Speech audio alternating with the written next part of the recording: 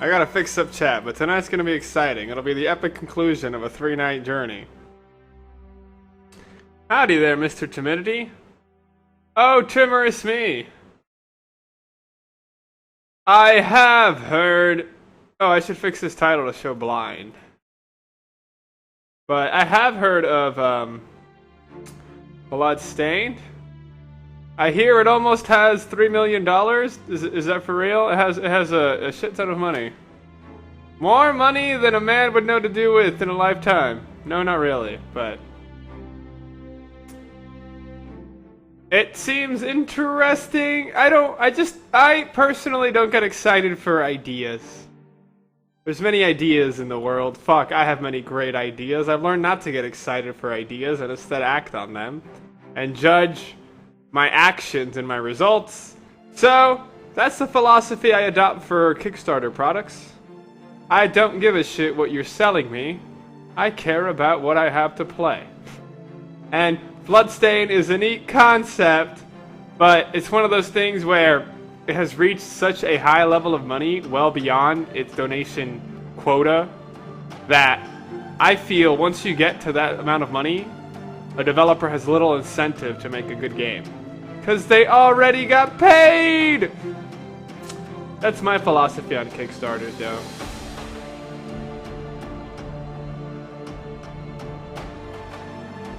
Igarashi has a proven track record. I use Mega Number 9 as a basis for my judgments here. Mega Number 9 was made by the creator of Mega Man, but it's a piece of shit if you look at the beta. 3 million and they can't get it to the PSP? Like, come on now. Money goals. It's just I think Kickstarter is a funny. It's a cool idea, but I don't know. Maybe I'm grizzled and not too much of a pessimist. But a 2D Castlevania clone doesn't need $3 million. I don't think it does. You can find if Igarashi has a proven track record of making quality video games, he can get financial backers to support his product, and I'm sure he still, since he worked in the video game industry, he has cred and connections with video game companies. I don't think this is what Kickstarter's for. It's for like bedroom warriors who really got no fucking money and want to make something they really wanted to make for a while. That's my thoughts on Kickstarter and why I don't really give a shit about Bloodstained. I hope it comes out well. Hope it's cool. But also I don't like Metroidvanias too much, so there's that too. Hey! The art for the main character is hot as fuck though, so that's a positive. I'm just like... The thing with the Kickstarter is you're paying for a concept. That's what really gets me. It feels like Dragon's Den or something, where instead of like huge business tycoons trying to back some new idea that someone presents before us, we're just average Joes who are having our heartstrings tugged by nostalgia, kind of like Ukulele and all that shit, and Mega Number 9. I feel like it's tugging at nostalgia, and we're paying for. I guess what I think is I think Kickstarter's a devious thing.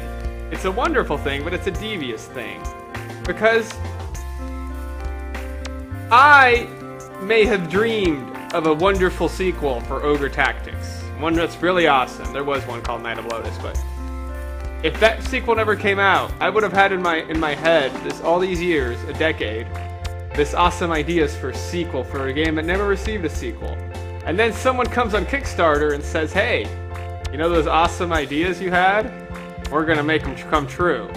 Well, not really. There are version of it, but where we know you dreamed of this. So group your dream with ours. If we're dream clouds, pull them together to raise ours higher. So like, that's what I feel like that's what it gets people to donate on. But you're paying for phantoms. You're paying for phantoms, and it's so weird. It's so weird. One other benefit of Kickstarter, a corollary benefit is, if like Capcom sees how much money Mega Number 9 got, and they see, or Konami sees how much money this Castlevania reboot got, that should really prompt them and be like, hey, we don't really got to do market research. This is proven that there is an audience for us to revisit these games in this style. And then it'll be like, oh, okay, yeah. Let's pump out Mega Man number 11, 12, and 14. That's good, in a way, I guess. From the way you're typing, you seem really invested in... Well, I mean, fuck it. That's a funny joke. You are invested in this, but like, you're... More than your dollars, you're emotionally invested in this Kickstarter. That's cool. Which is more reason I hope it turns out cool for you, dog. That's so neat. The Kickstarter isn't just about coming up with an idea and making it and come into fruition. It's about the people behind it feeling like they're a part of what's occurring, of what's being made. I could get that, since that's what streaming's about, I think. People feel like they're invested in the adventure that we play here. That's cool.